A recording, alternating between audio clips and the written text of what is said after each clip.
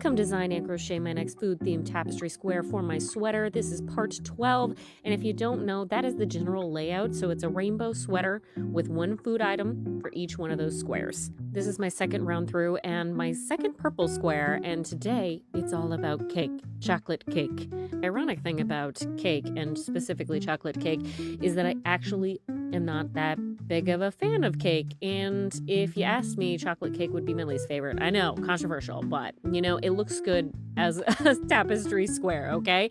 And that's what I went for. Anyway, super simple to put together. It's really just a big old triangle. I tried to add some dimension, like it looks like it's going back to space. Now listen, all right, you can see I have a band-aid on my finger, okay? I'm sorry for the distracting band-aid, but your girl needed it. And also, I'm sorry if I sound a little off. I am also sick, so we're working with what we got today. It's a rough one.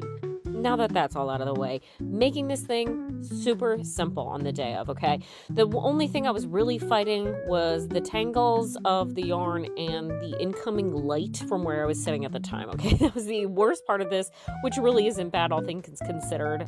I was really excited about this one because I knew it'd be simple to do, which is always like an exciting thing, right? It's not super hard, but also because I had this plan that I'm not going to spoil it because there's a transition coming and I worked hard on it. But also, I didn't know what I was going to do. I didn't have a plan. I knew what I wanted, but I didn't know how it was going to turn out. So I whipped this thing up in probably less than an hour, I would say. And then next step is, of course, always, you got to weave in the ends, okay?